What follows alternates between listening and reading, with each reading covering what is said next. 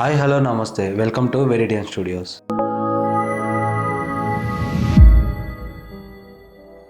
ఈరోజు మనం ఎంతో ఇంట్రెస్టింగ్ అయిన ఫ్యాక్ట్స్ గురించి మాట్లాడుకుందాం. ఈ ఫ్యాక్ట్స్ విన్న తర్వాత మీకేమనిపించిందో మీ అభిప్రాయాన్ని కామెంట్ సెక్షన్లో చెప్పండి. మీకు ఇది తెలుసా? North Korea dictator Kim Jong Un అతడు ఎక్కడికి వెళ్ళాలన్నా సరే ఏరోప్లేన్లో కానీ హెలికాప్టర్లో కానీ అస్సలు ఎక్కడు.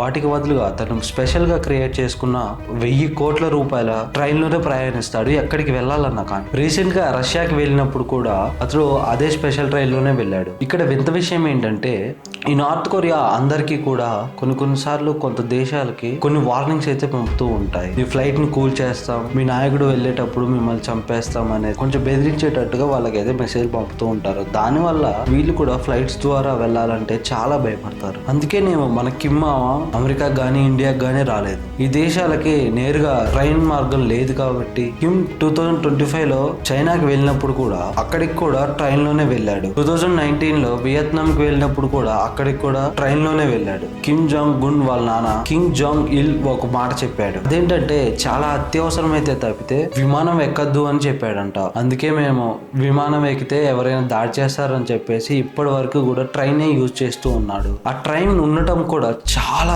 దృఢంగా ఉంటుంది. ఎంతో బుల్లెట్ ప్రూఫ్ తో బాంబ్ ప్రూఫ్ తో ఉంటుంది. ఎన్ని బాంబులు పెట్టి పేల్చినా కానీ అది ఎంతో స్ట్రాంగ్ గానే ఉంటుంది. అంటే దాన్ని స్పెషల్ గా క్రియేట్ చేయించుకున్నారు. భారత్ శ్రీలంక మధ్య ఒక బ్రిడ్జ్ కట్టట్లేదు అని మీకు ఎప్పుడైనా డౌట్ వచ్చిందా? అసలు ఆ దూరం ఎంత తక్కువ తెలుసా? అక్కడ బ్రిడ్జ్ వేయాల్సిన రూట్ లో నీళ్లు కూడా అంత పెద్ద లోతేమీ ఉండవు. నీళ్ళే కొన్ని ప్లేసెస్ లో అయితే నీళ్లు మాత్రం కొంచెం 3 మీటర్ల లోతు వరకే ఉంటుంది. అక్కడ బ్రిడ్జ్ కట్టడం చాలా ఈజీ. మరి వాళ్ళు ఎందుకు కట్టట్లేదు?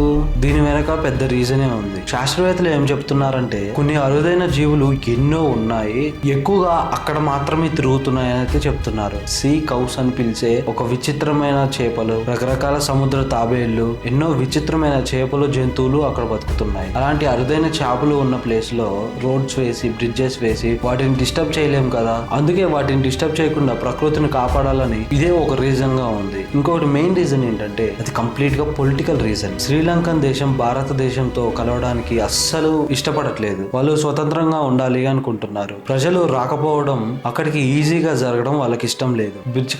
బ్రిడ్జ్ కట్టడానికి మన భారతదేశం సిద్ధంగా ఉన్నా శ్రీలంక మాత్రం ఒప్పుకోవటం లేదు. మన దగ్గరికి రావచ్చు పోవచ్చు కానీ పర్మనెంట్ గా ఒక దారి అయితే వద్దు అని అనుకుంటున్నారు. చివరికి ఇంకో రీజన్ కూడా ఉంది. ఈ బ్రిడ్జ్ కట్టడానికి కొన్ని కోట్లాది రూపాయలు ఖర్చు అవుతాయి. మరి అక్కడ నుంచి వచ్చే ప్రజలకు, మన ఇండియా నుంచి వెళ్లే ప్రజలకు అంత ఎక్కువ సంఖ్య ఏమి లేదు. అది 1 లక్షల్లో కూడా లేదు. కేవలం కొన్ని వేల మంది మాత్రమే ఉన్నారు. ఆ కొంతమంది సంఖ్య కోసం అన్ని కోట్లాది రూపాయలు ఖర్చు పెట్టి ఆ బ్రిడ్జ్ పై ఇన్వెస్ట్ చేయడానికి వెనకడిగేస్తున్నారు. ఇంత చిన్న డిస్టెన్స్ లో కూడా బ్రిడ్జ్ లేకుండా ఉండటానికి ఇదే మెయిన్ రీజన్. హిమాలయాస్ లో ఒక పెద్ద మిస్టరీయే దాగుంది. అక్కడ ఒక రూప్ కుండ్ అనే ఒక లేక్ అయితే ఉంది. దీన్ని స్కెలిటన్ లేక్ అని కూడా పిలుస్తారు. ఇది ఉత్తరాఖండ్ లోని ఎత్తైన పర్వతాల మీద ఉంది. ఇదేంటంటే 1942లో శాస్త్రవేత్తలు మనుషుల ఎముకలు, అస్థిపంజరాలు ఆ ప్రదేశంలో కనుక్కున్నారు. ఇది వినగానే చాలా ఆశ్చర్యకరంగా అనిపిస్తుంది కదా. స్టార్టింగ్ లో ఈ ఎముకలు అన్ని ఒకే గుంపుకి చెందింది అనుకున్నారు. శాస్త్రవేత్తలు మోడర్న్ రీసెర్చ్ చేసిన తర్వాత ఏం తెలిసిందంటే ఈ స్కెలిటన్స్ అన్ని సేమ్ గ్రూప్ వాళ్ళవి కాదు,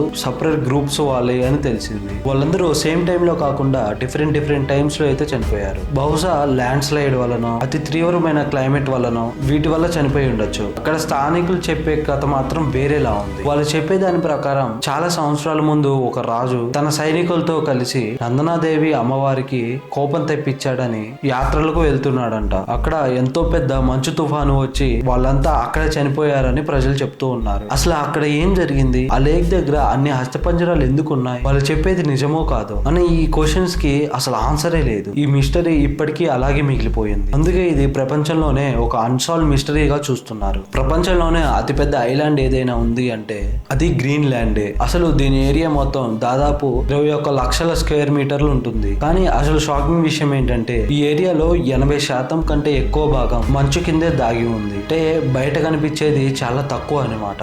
జస్ట్ 20% మాత్రమే. రాజకీయ పరంగా చూస్తే డెర్న్ కంట్రీలో ఒక పార్ట్, జియోగ్రాఫికల్ గా మాత్రం ఇది నార్త్ అమెరికాలో కనిపిస్తుంది. ఇక్కడ ఉండే మంచు గురించి చెప్పాలంటే ఇది ఎంత పెద్దది అంటే ఈ మంచు మొత్తం కరిగిపోతే దాదాపు సముద్ర మట్టం 7 మీటర్లే పెరిగిపోతుంది. అంటే ఎంత ఎక్కువగా ఉంటుందో ఒక్కసారి ఊహించుకోండి. అక్కడ జనాభా కూడా చాలా తక్కువ మందే ఉంటారు. కేవలం 56,000 మంది మాత్రమే ఉంటారు. మన స్టేట్ లో ఉండే జనాభా కంటే అక్కడ ఉండే జనాభా చాలా తక్కువ. అక్కడ ఎక్కువగా ఇన్నోవేటివ్ కంపెనీకి చెందిన వాళ్ళే కనిపిస్తూ ఉంటారు. అక్కడ గ్రీన్లాండ్ గురించి అద్భుతమైనవి చెప్పాలి అంటే ఇక్కడ ఫ్లోర్ గేరియస్ ఇంకా నార్థన్ లైట్స్ అవి చాలా ఫేమస్. అవే అక్కడ మెయిన్ అట్రాక్షన్ అని అంటారు. అవి ప్రపంచవ్యాప్తంగా ఉన్న టూరిస్టులందరినీ చాలా అట్రాక్ట్ చేస్తూ ఉంటాయి.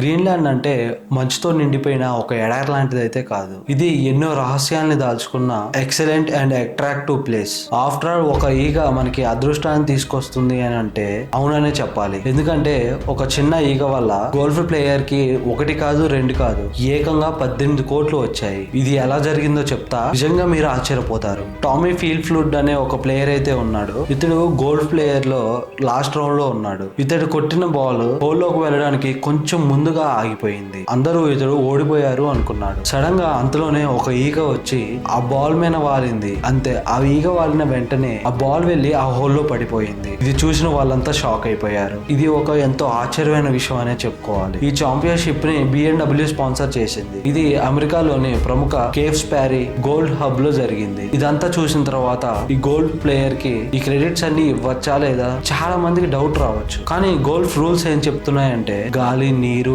ఏదైనా ప్రకృతి జీవి బంతిని కదిలిస్తే దాన్ని ప్లేయర్ అదృష్టాన్నే కన్ఫర్మ్ చేస్తారు. ఎందుకంటే మనం ఈగల్ కి ట్రైనింగ్ ఇవ్వలేం లేదా వర్షాన్ని ఆపలేం. గోల్ఫ్ రూల్ ఆఫ్ 11.1b ప్రకారం ఏదైనా జీవి బాల్ ని టచ్ చేయడం అలాంటివి సరైనదనే అర్థం. ఈ ఇన్సిడెంట్ జరిగిన తర్వాత కెమెరామెన్స్ అయితే ఆ ఈగని ట్రాక్ చేయడానికి అయితే ట్రై చేశారు. అది వెంటనే ఏటో మాయమైపోయింది. ఈ చిన్న ఈగ గోల్ఫ్ టోర్నమెంట్ రిజల్ట్స్ ని మార్చేసిందని చెప్పుకోవచ్చు. సైన్స్ లో బటర్ఫ్లై ఎఫెక్ట్ అనే ఒక థియరీ ఉంటుంది కదా. ఒక చిన్న బటర్ఫ్లై రెక్కల ఆడిస్తే ప్రపంచంలో మరో చోట వాతావరణం మారుతుంది అని. అంటే ప్రతిదీ కనెక్ట్ అయి ఉంటుంది అనమాట. సో అదే విధంగా ఈ ఇన్సిడెంట్ బటర్ఫ్లై ఎఫెక్ట్ కాదు కానీ ఒక ఫ్లై ఎఫెక్ట్ అని పిలుస్తున్నారు.